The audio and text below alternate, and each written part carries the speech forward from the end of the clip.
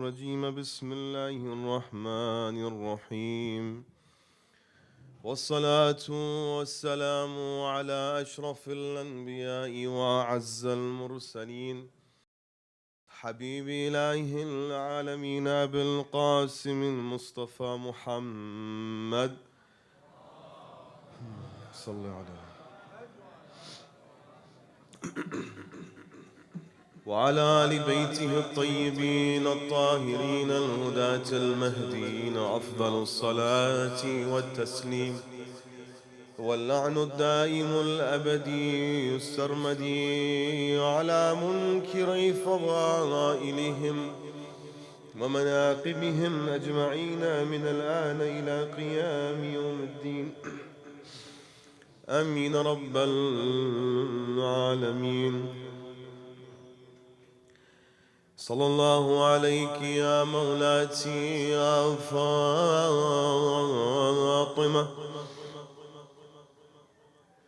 صلى الله عليك أيتها الصديقة الشهيدة، صلى الله عليك أيتها المظلومة المغصومة حقها. Peace be upon Our Lady Fatima,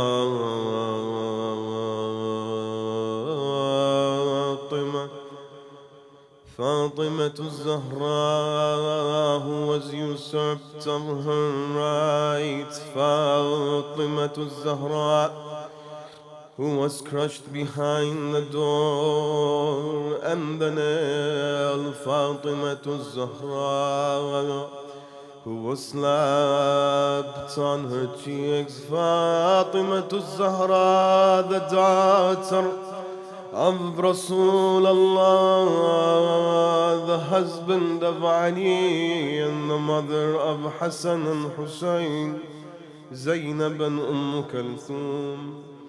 Listen to the following words that the poet says.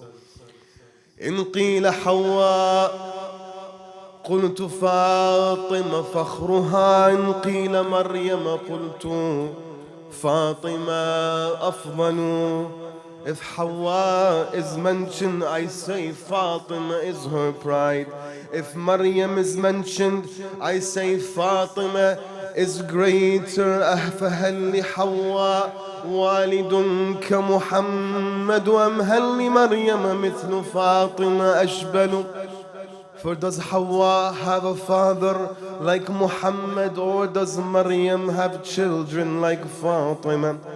كل لها حين الولادة حالة منها عقول ذو البصائر تذهل. Each of them had a special moment when giving birth, that even those who have insights are in awe. هذه لنخلتها انتجت فتساقطت رطبا جنيا فهي منه تأكل. One of them shook the palm tree, dates fell and she ate them. وضعت بعيسى وهي غير مروعة وحارسها السري الأبسل. She gave birth to Isa ibn Maryam without fear, nor was she slaughtered. But what about the daughter of Rasulullah? وإلى الجدار وصفحة الباب التجت بنت النبي فأسقطت ما تحمل. As for the daughter of the Prophet, she was behind the door and the wall, miscarried her child. سقطت وأسقطت الجنين وحولها من كل ذو حسب نئيم جحفل. Miscarried she did her unborn child, Muhassin, and around her are nothing but oppressors and tyrants. إنا لله وإنا إليه راجعون فسيعلم الذين ظلموا على بيت رسول الله أي منقلب ينقلبون والعاقبة للمتقين. صلوا على محمد وآل محمد.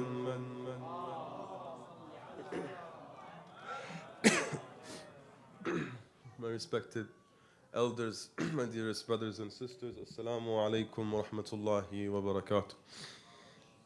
I begin first and foremost by sending my condolences to Sahib al-Amr, أرواحنا لتراب مقدمه الفداء, on these tragic nights that mark the second Fatimiya, the passing of Mawlati Fatima al-Zahra alayha afdalu salati wassalam.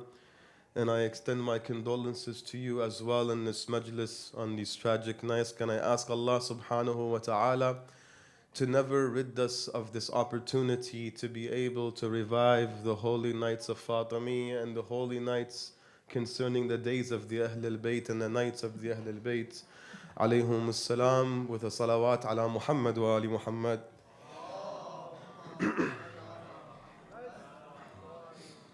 Last night we dove into this hurma, this sanctity that revolves around the nights of Fatimiyya, around Sayyidah Fatima herself. We analyzed this by looking at two reports. One of them was the report of Bashar al-Makari, in which that conversation happened when the individual told him what happened in the markets. The Imam could not hold himself and began to cry upon hearing that somebody remembered Sayyidah Fatima alayhi salam. Then the second incident from a Sakuni who was blessed with a new birth, a new daughter, in which he named Fatima. But as soon as the Imam heard the word Fatima, something happened inside of him that he said, well, if you name her Fatima, do not insult her, do not hit her, do not oppress her, right? Because he is recounting, of course, what happened to his mother Fatima alayhi salam, who was insulted, who was hit, and who was oppressed, right? So from those two reports, and there are many more reports, of course, to look at, but we don't have the time as we want to dive deeper into our journey about the ma'rifah and understanding more of Fatima al-Zahra alayhi salam. So today we want to ask a couple of more questions, inshallah, and hopefully find the answer. So let us all agree that there's a hurma surrounding the nights of Fatimiyya and surrounding Fatima al-Zahra alayhi salam. After that, now we have established that there's a specific hurma. Of course, there's a couple of questions that are in the minds of the brothers and sisters, in the minds of the mu'mineen, is that what is the next step? What's the next step in this journey?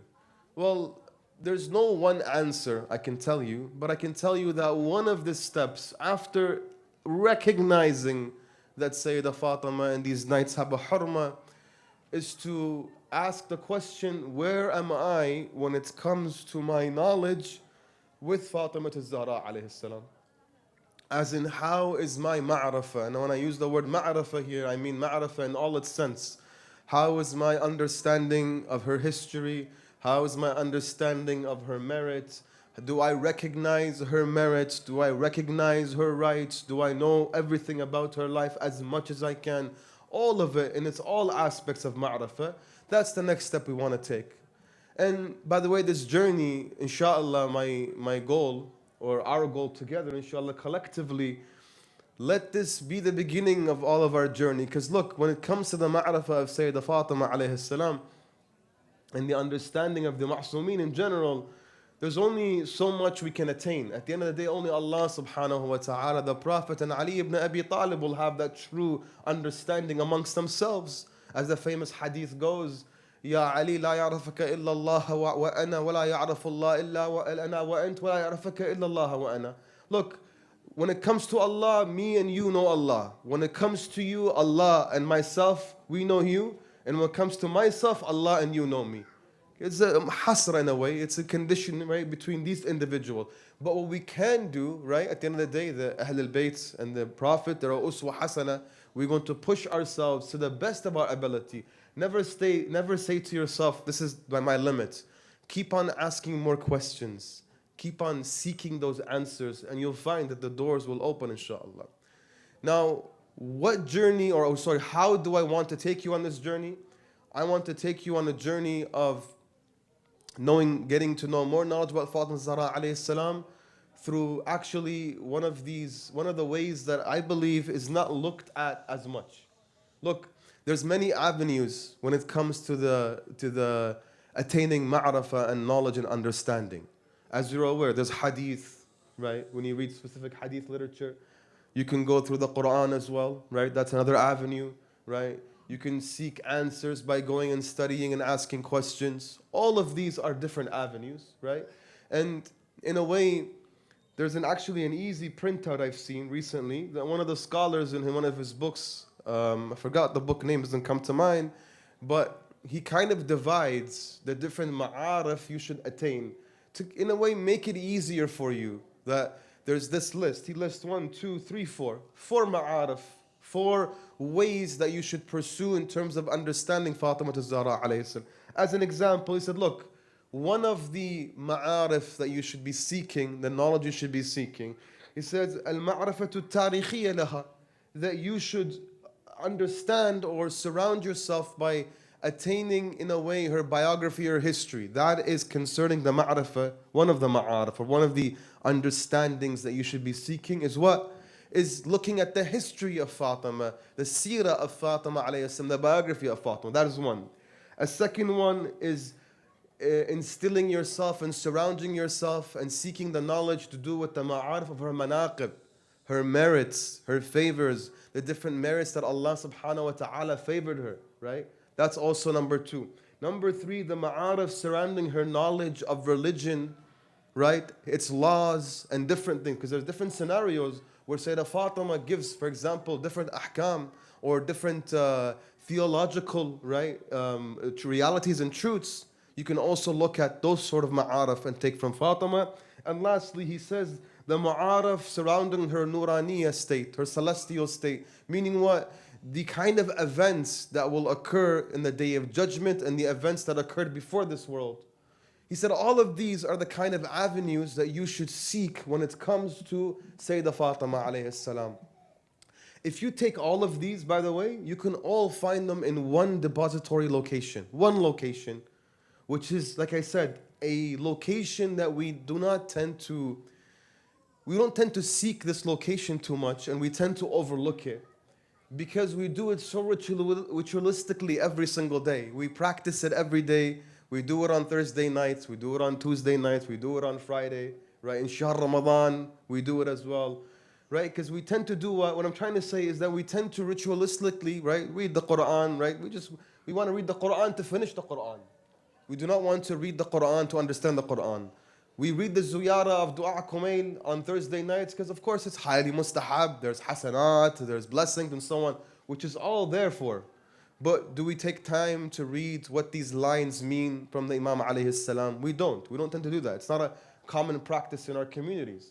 When we read the ziyarah of Sayyid al-Shuhada, as an example, on Thursday nights, do we read the way the Imam is addressing us, telling us to address the Imam alayhi salam? Are we ever asking the question, why even Thursday nights? One of you, I bet you, is probably thinking, why Thursday night? These are the questions you should be asking. Why is it Tuesday night, as an example? We do dua tawassul, as an example, right? So all of these things in this text, these are the number one question you should ask. The second question, the text itself. Because when you read the ziyarah of Sayyidah Fatima, which is a very special ziyarah, out of all the ziyarats that we have of the Ahl al-Bayt, you will find, and we will see inshallah, to the best of our ability, tonight and tomorrow, that the ziyarah of Fatima alayha afdalu salati was salam is unlike any ziyarah of any other ma'soom. Right? Take that into mind right now. Maybe work it in your head, let it brew, and think about it. As I'm talking, think of all the ziyarat, of all the ma'soomeen. And if you do have your phones, I don't mind you researching this quickly, right? Just to see, have an idea as a prelude to what's happening. Look at the ziyarah of Sayyidah Fatima alayhi salam. Compare it to the ziyarah of Amir al-Mu'mineen, al-Hussein, al-Hassan, and so on. You'll see that the way it starts and the way it ends is completely different. So inshallah, it's a bit of more knowledge through the words of the Ahl al-Bayt. Look, it's not through the words of Abdullah. It's not through the words of myself here, who was a sinful, fallible person. It's through the words. Try our best to understand through the words of the Ma'soom, right? But before we do that as well, right, I want to spend 5 minutes, 10 minutes max to, again, kind of expand on this whole deep thought and contemplation. Sallallahu ala Muhammad wa ali Muhammad.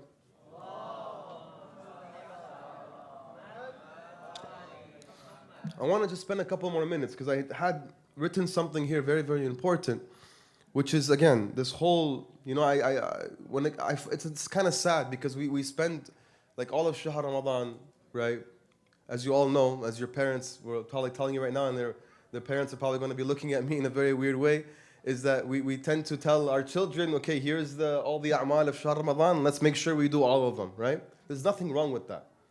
All I'm asking is that why can't we specify an hour or two to say like Dua Abu Hamza Thumali? Where is that tafakkur and tadabbur?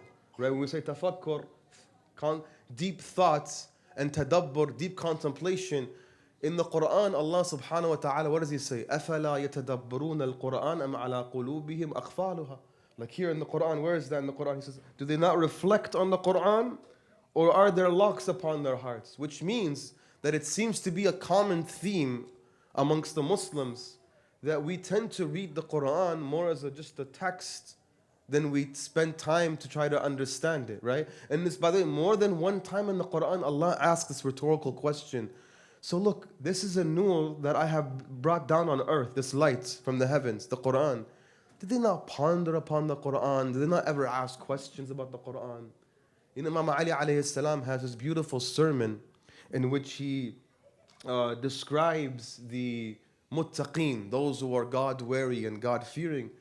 And the way he describes them is so beautiful because he describes them in a way that when I'm reading it, I for sure am not amongst these individuals. Because look at what he says. He says, the muttaqeen are those that when they come across a verse in the Quran that has in it hope, happiness, they lean towards that with eagerness. So when they hear about Jannah, for example, and the rewards of Jannah, they begin to hope for that. They begin to ask Allah, oh Allah, these qualities here of the mu'min and these rewards, I want these. How should I attain them? They begin to work on themselves. As if that one verse in the Quran instills something in them that pushes them towards that. He says their soul yearns for it eagerly. Now let's ask ourselves, myself first, when I read the Quran, when I hearing about the rewards of Jannah and the rewards of paradise and the rewards of being with the Prophet, right, and the Ahlul Bayt, am I also seeking it? Am I thinking I want to be there right now, right? Then he continues. He says, thinking of it as the focus of their eyes. But then when they hear a verse that instills fear, they listen to it with their core of their hearts, thinking that the sighs of hell are echoing in the depths of their ears.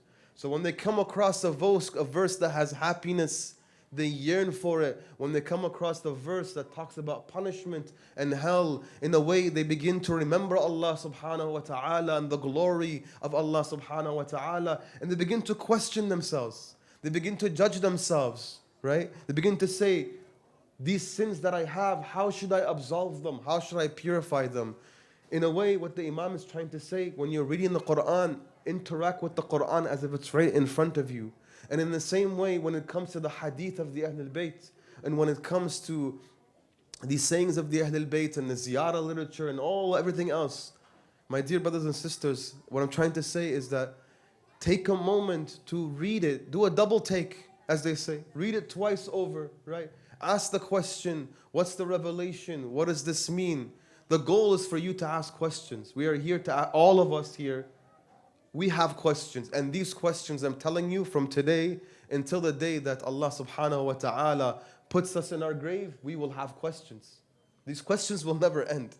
So it's important that we continue asking questions. And if we have answers, inshallah, we will provide those answers. And if we do not have answers, we will work collectively together to find those answers. Sallallahu ala Muhammad wa ali Muhammad. So with that in mind, let's look at the ziyarah of Sayyidah Fatima alayhi salam to the best of our ability, as we ask Allah subhanahu wa ta'ala to provide us with this knowledge, inshaAllah, to understand the ziyarah to the best of our ability. Number one, where is the ziyarah sourced and where does the ziyarah come from? Shaykh al-Tusi in his Musbah al-Mutahajjid, as well as in his Tahdhib al-Ahkam, and also in other sources, you'll find the ziyarah of Fatima alayhi salam. Shaykh al-Tusi, of course, has a sanad, a chain of transmission to the Imam from the ziyarah. So the ziyarah does come from a ma'soom Imam. And it comes from who? From Abu Ja'far al-Baqir alayhi salam. Abu Ja'far, the father of Ja'far, is the title of Imam al-Baqir alayhi salam. So this is how he describes it, by the way, when he describes the different a'mal and etiquette to do with Medina and visiting the Prophet sallallahu alaihi wa and so on and so forth. He says, ثم زر فاطمة عليها السلام من عند الروضة. So he says, and then visit Fatima alayhi salam from the Rawda. Now for those who are asking right now, what is the Rawda? The Rawda is that vicinity that lies between the mimbar, the pulpit of the Prophet sallallahu alaihi wa and the grave of the Prophet. For those who have been to Medina, usually when you enter and to do the ziyarah of the Prophet sallallahu alaihi wa the mimbar will hit the first thing to your left. And as soon as you see the mimbar as you're walking, and inshallah you all go bi'idhnillah ta'ala, as you walk maybe 15, 20 steps, the grave of the Prophet sallallahu alaihi wa you will see right in front of you. That's his grave and his house and where he slept. That's his pulpit.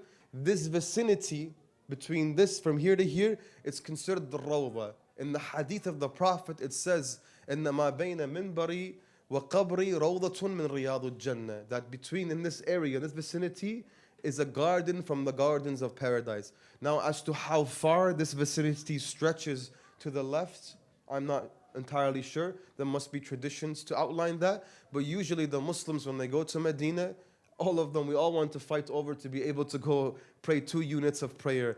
And unfortunately, it's been made very difficult for those who have been to Medina recently. You have to all do it through an app right now. You have to book your time period. And you can literally only book it, I think, once in every calendar year or once every month to go visit the Rawda. But inshallah, when you go, you'll see. But it's a bit more streamlined, I guess, in the app to make it more organized. But at the same time, you only spend like 10 to 15 minutes in the Rawda. There's only 2 units anyway. So basically, Shaykh al-Tusi says, and visit Fatima al-Zahra alayhi salam from where? From this area, from this Rawda. But then he says something else. Listen. واختلف في موضع قبرها فقال قوم هي مدفونة في الروضة. So he's like, look, and we said this yesterday, that there is a difference of opinion as to where the grave of Fatima is. Nobody really knows where it is, right? We said yesterday, of course, that it was her own instruction, her own wasiyah, as Imam al-Hasan alayhi salam narrates, that she says, Ya Ali, itfunni sirran. Oh Ali, bury me in the secret of the night, in the depths of the night, in secrecy. Let not anybody who oppressed me and hurt me prey on my body. That is why only a select few individuals were given the blessing to be able to attend the funeral of Sayyidah Fatima alayhi salam. So he says one location says, according to the ulama, and again, this is all from the narrations too, because there are some narrations that indicate this, that she's buried in the Rawda, so that's the first location. وَقَالَ آخِرُونَ, that she is actually buried in her house, right? وَقَالَ فِرْقَةٌ ثَالِثَةٌ, and a third opinion is that she is buried in Baqiyah. These are the 3 opinions that Shaykh al-Tusi reports. وَالَّذِي عَلَيْهِ أَكْثَرَ أَصْحَابِنَا إِنَّ زِيَارَتَهَا مِنْ عِنْدَ الرَّوْضَةِ. And as for all of our companions and our teachers, they say that the location is in the Rawda, right? But this part from Shaykh al-Tusi is very interesting. And it kind of relates to a little bit of what we said yesterday, that yes, it's very difficult that none of us know where the grave of Fatima is. That, you know, when you go there, where do you face? North, south, east, west? Do I go to Baqi and say, Assalamu alayki ya mawlati Fatima? Do I go to the Rawda? Do I try to find her house? Shaykh al-Tusi says, you know what? This is Fatima al-Zahra alayhi salam. He says, وَمَنْ زَارَهَا فِي هَذِهِ الثَّلَاثِ الْمُوَاضِعِ كَانَ أَفْضَلِ. He says, look, if you were to visit her and recite the ziyarah in each of these locations, it's even better, right? Basically establishing the fact that it's permissible and even more recommended for you to recite the ziyarah in these 3 locations.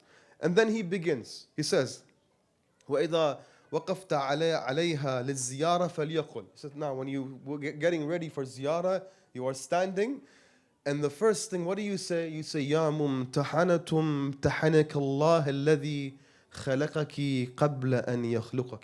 Right? Oh, the carefully examined one, tried one, Allah had tried you before He created you for this worldly life. فَوَجَدَكِ لِمَا امْتَحَنَكِ صَابِرًا. وزعمنا أن لك أولياء ومصدقون وصابرون لكل ما أتانا به أبوك صلى الله عليه وآله ووصيه. And we claimed that we are your supporters, believers in you, and patient in everything that your father, may Allah's peace and blessings be upon him, brought to us, as well as who his successor. فإنا نسألك إن كنا صدقناك إلا ألحقتنا بتصديقنا لهما لنبشر أنفسنا بأن قد طهرنا بولايتك. Then he said, so we ask you, if we have truly spoken the truth, then unite us with our truthfulness towards them, so that we may rejoice in the fact that we have purified ourselves with you, Fatima's wilayah. There is a lot to unpack here. Sallu ala Muhammad wa ali Muhammad.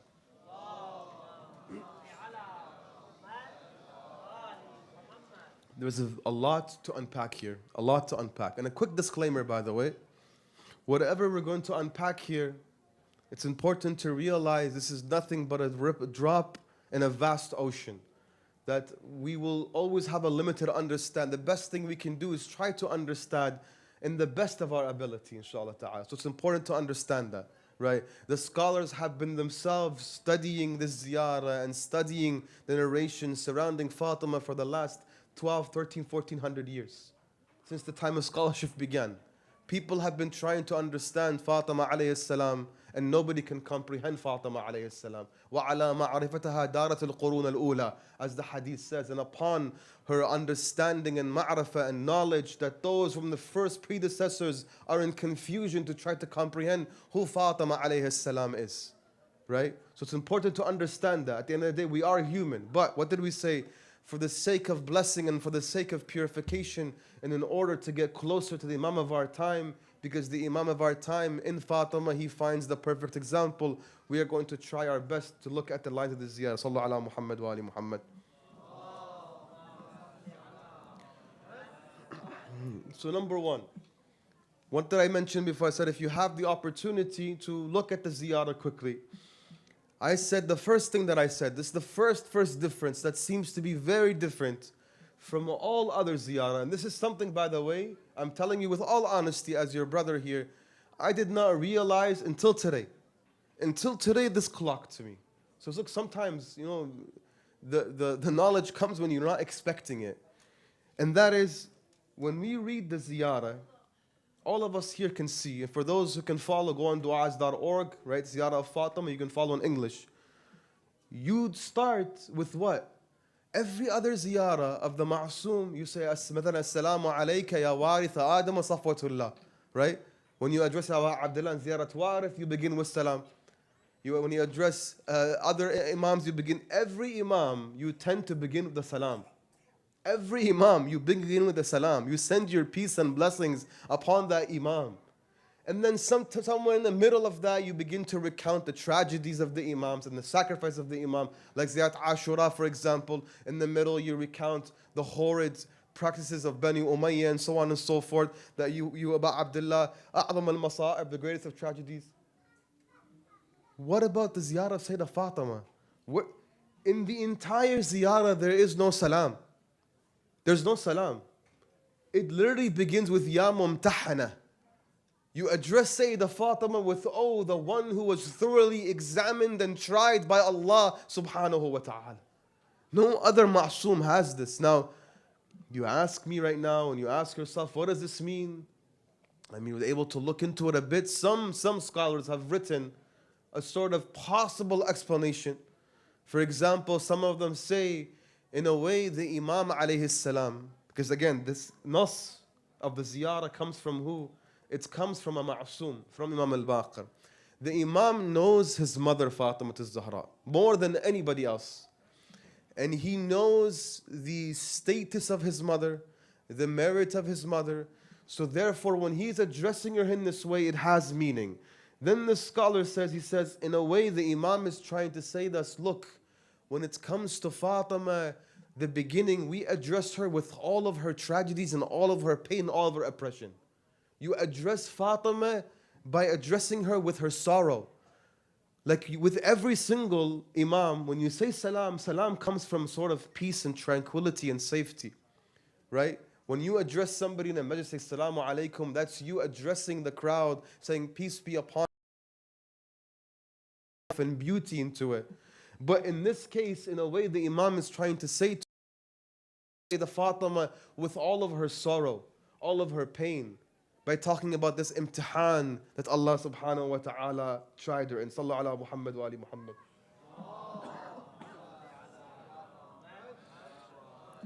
So this trial before creation, this imtihan, again, what does it say? It says, O tested one or carefully examined one, Allah had tried you before He created you and found you patience in your trial, right?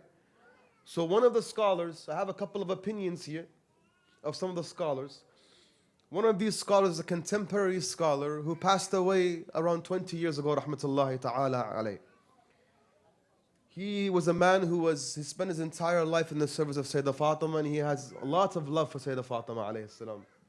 So this is kind of what he says concerning this imtihan, a possibility of what this means.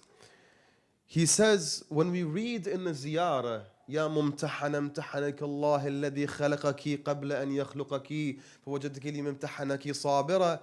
He says, we witness from these lines that Sayyidah Fatima surely reached a grand stature due to Allah's examination of her. Number one, that there was a trial that occurred with Sayyidah Fatima alayhi salam that gave her this high stature and high maqam. Then he says, but we do not know except a little of what this possible imtihan or trial may be, and how she was patient in it, and how she kept her nafs away from the dunya in order to attain Allah's pleasure until she left the dunya, right? He says this. Then he says, for a moment, leave aside the following. All of this, what we say, leave it aside for a moment. He's like, look, all the Muslims are in agreement. There's not a single Muslim today that if you ask, right, are in agreement that the fact that the Prophet in several narrations, go in all the books time and countless times again, he mentions who? He mentions his Ahl, أوصيكم بأهل بيتي خيرا, أوصيكم بأهل بيتي خيرا. I instruct you in my household. I instruct you in my household. Look, that door of Fatima is my door. That door of Fatima is the door of Allah, right? Time and time again, the Prophet would talk to the Muhajirin, to the Ansar. Constantly. The Prophet would take Salman to the door of Fatima to Zahra and stand in front of it and say, Assalamu alaikum ya ahla baytun nubuwwah. Peace be upon the people of the household. Ya Fatima, do you grant me permission? And then when he says that, he says, do you also grant Salman permission to enter your house? That's the house of Fatima, constantly. And this is happening by the way, when we're saying this, these are narrations that are well established. When we say well established, means in the collective memory of the Muslims, people knew that the Prophet spent years of his life merely what? Instructing people in his household. So that's what the Shaykh says. He says, leave that aside, and at least for this fact, and the fact that there was nothing left after the Prophet except his last daughter, Sayyidah Fatima. And this last daughter of Sayyidah Fatima alayhi salam, he says, was dealt utmost pain and oppression and tyranny the moment her father passed. The moment her father, the same Fatima to Zahra alayhi salam, ma mu'mineen, my dear brothers and sisters, the same Fatima to Zahra, then when Rasulullah was giving a speech, right? He would be giving a speech or talking to his companions. When Fatima would enter, Rasulullah would cut his speech and sit his beloved daughter in his seat. That's the same Fatima, by the way. That's the same Fatima. That's the same Fatima who used to go to the grave of Hamza and weep. That's the same Fatima in which Rasulullah sought permission. That's the same Fatima in which he used to say, Fatima ummu abiha. This same Fatima to Zahra, bid'atun nabi. Right? The one who says, whoever, Fatima is a part of me, and whoever hurts Fatima has hurt me, and whoever has hurt me has hurt Allah subhanahu wa ta'ala. The Rasulullah is what? Moments in the grave, fresh, his body is still fresh. And you know, when you bury somebody, you're still in mourning. Supposedly, I don't know where the so-called khulafa, their love for the Prophet, if they're spending time bickering and arguing, right? And the first fabrications of Islam begin to arise, and there Rasulullah is in the grave. Imam Ali just finished burying him, and the daughter of Fatima to Zahra is attacked, and her rights taken right away. So he's saying, look, this could possibly be the imtihan. The Shaykh says that this could be the imtihan, the patience, because he says, فَوَجَدَكِ صَابَرًا, Allah sought you patient.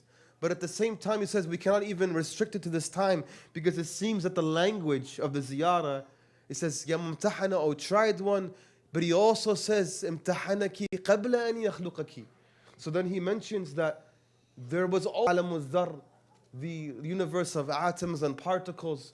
At that moment in time when Allah was testing people and trying, am I not your Lord? It seems that Fatima to Zahra had a test all the way then, in which we don't know, maybe it was the same test here, that look, you will see your rights taken away from you. You will see Ali ibn Abi Talib being dragged out. You will see that your child al-Muhassin will be miscarried. Do you accept? Will you be patient? That could be the test. Allahu A'lam. We don't know. Again, we don't know. We're speculating. But there seems to be a grand test that Fatima al-Zahra alayhi salam underwent in this universe, according to this nas of Imam Ali Baqir alayhi salam, and the previous universe. Sallu ala Muhammad wa ali Muhammad.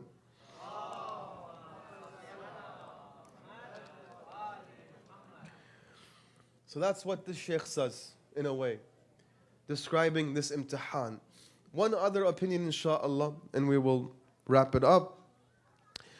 This is also from Sallu ala Muhammad wa ali Muhammad.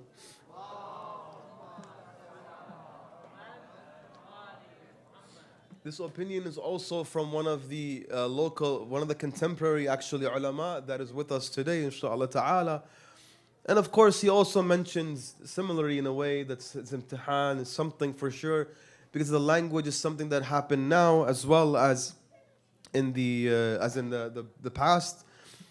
But what's nice about it is that he says the following. Let me read it to you exactly. He says, this trial that occurred before the creation of the Prophet and before the creation of Az-Zahra indicates the divine knowledge of Allah was directed towards a special quality in those purified beings whom Allah endowed the seal of prophethood and authority over creation.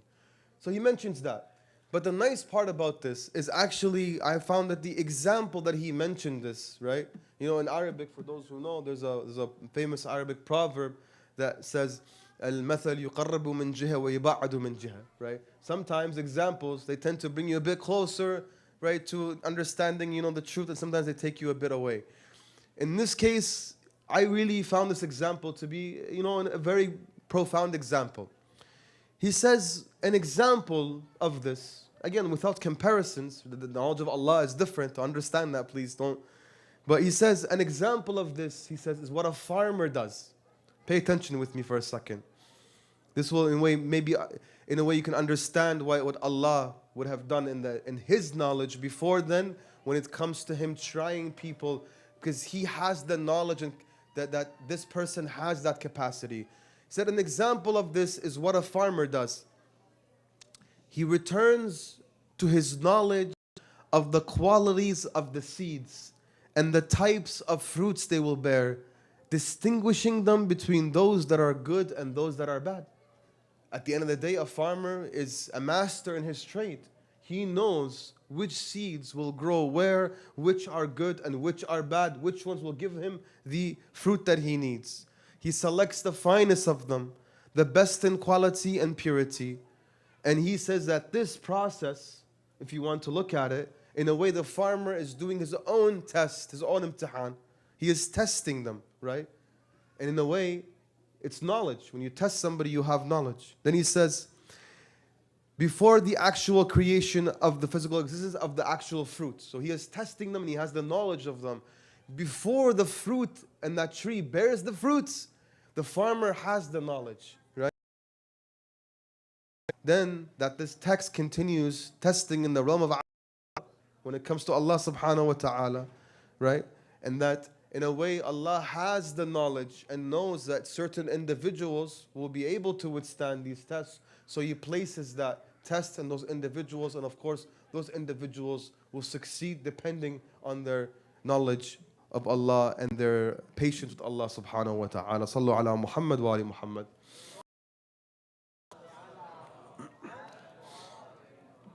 So that's, as you can tell, by the way, we have only kind of been on the surface when it comes to the ziyarah of Sayyidah Fatima. That's just one line, as you can see. Ya Allah.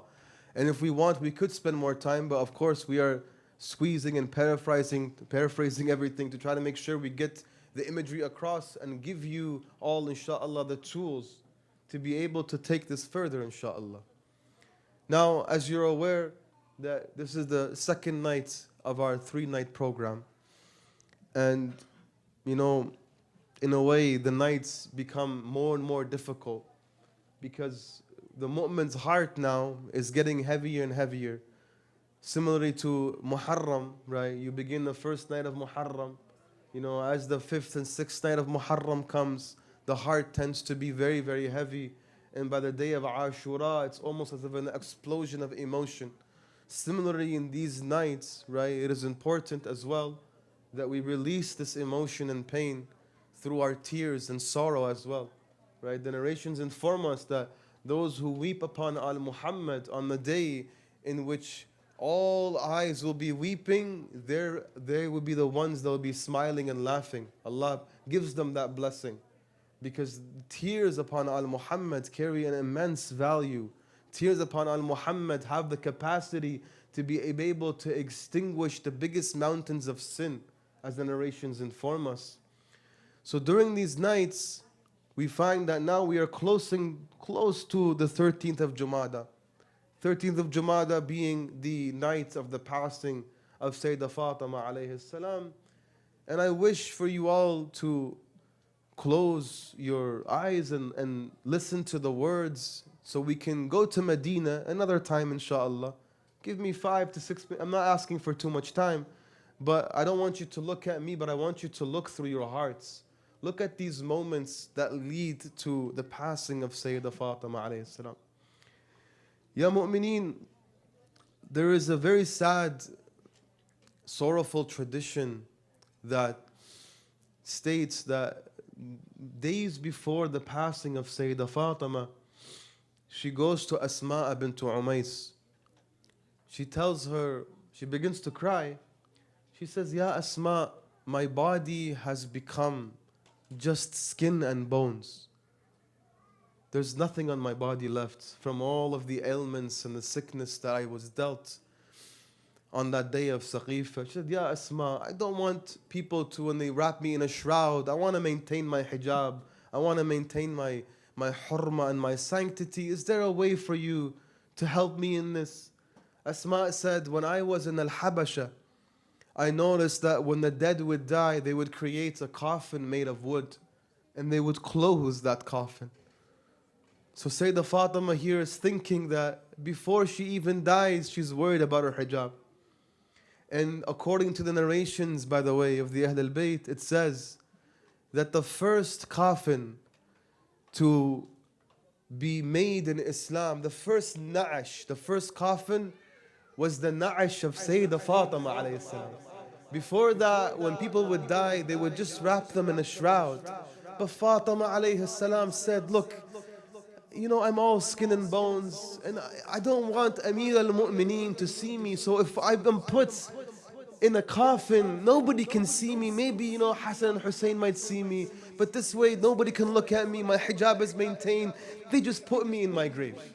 That's Sayyidah Fatima alayhi salam. That's our mother Fatima alayhi salam. It says, Asma narrates the following. She says, when Fatima alayhi salam, the days neared, one day she came to me and she said, Ya Asma, I'm going to go in my room right now. I'm going to go in my room and pray. Ya Asma, bring me the hunut of the Prophet, bring me the shroud of the Prophet, the perfume of the Prophet. I heard that one time when Ali ibn Abi Talib told me that there was a cloth that came from the heavens, and that cloth was ripped into three. One of them was used by the Prophet, one piece is mine and one piece is for Ali. Ya Asma, bring me all of this stuff. Asma brings all the stuff to Mawlati al-Zahra alayhi salam. Then she tells her, I'm going to go in my room, and if you do not hear back from me, then I have left this world, Asma says. Moments pass, ya mu'mineen. And then Asma says, Ya Mawlati ya Fatima, Assalamu alayki ya Mawlati ya Fatima, Ajibini ya Mawlati ya Fatima, Ruhi laki al-fida ya Mawlati ya Fatima, may I be sacrificed for you. Not a single answer comes from the hijrah of Fatima. At that point, Al-Hasanan were not in the house. Al-Hasanan had already left. Al-Hasanan come back. Hassan enters, Hussein enters. Where is my mother Fatima? Oh, my beloved Hassan, my beloved Hussein, your mother Fatima is sleeping. My mother Fatima is sleeping. Hassan knows. Hassan says, my mother Fatima sleeps at this time. During this time, my mother Fatima taught me to pray for my neighbors before praying for myself. My mother Fatima sleeps at this time. Hussein said, yes, I heard my mom say that to me before. Al-jar thumma ad-dar. She spends this day always doing dua for people. Asma said, your mother has passed. During those moments, Hassan and Hussein began to shout out, Wa Fatimata, Wa Umma, Mother Zahra, Mother Fatima, Mother Fatima, I am Hassan, your beloved Hassan, answer me. Mother Fatima, Mother Jahanam, I am Hussein, answer me. If you do not answer me, my heart is broken. At that moment, Asma, she said to Hassan and Hussein, oh Hassan, oh Hussein, go and inform your father Ali ibn Abi Talib. Hassan and Hussein, ya mu'mineen, leave the house of Fatima, then go to the mosque of the Prophet sallallahu alayhi wa sallam. They began to shout, they began to scream their mother's name, wa waylah, wa Fatimata, wa waylah, wa ummah, wa waylah, wa musibah. Some of the companions of the Prophet, they hear this, they say, what has happened, oh children? They tell them that my mother has passed. It is said that Ali ibn Abi Talib, you know who Ali ibn Abi Talib is. All of you know who Ali ibn Abi Talib is. قالع باب خيبر أمير المؤمنين قائد الغر المحجلين يعسوب الدين علي ibn Abi Talib, who would come out with his ذو الفقار لا فتى إلا علي ولا سيف إلا ذو الفقار. Nothing could break Ali ibn Abi Talib, but when he heard that Fatima alayhi salam had passed, your Imam fell face down on the earth. Amir al-Mu'mineen fell. That some Mukhtabah report that they had to sprinkle water on the face of Amir al-Mu'mineen to be able to wake him up. Wa musibata. What does that mean? What does Ali know about Fatima that we do not know? For upon Fatima let those weep. For upon Fatima let the chest beat. For upon Fatima let the people rip their collars. If Ali passes out when he hears the name of Fatima passing, then what about us, ya mu'mineen? Inna lillahi wa inna ilayhi raji'un. فسيعلم الذين ظلموا على بيت رسول الله أي منقلب ينقلبون والعاقبة للمتقين. يا الله.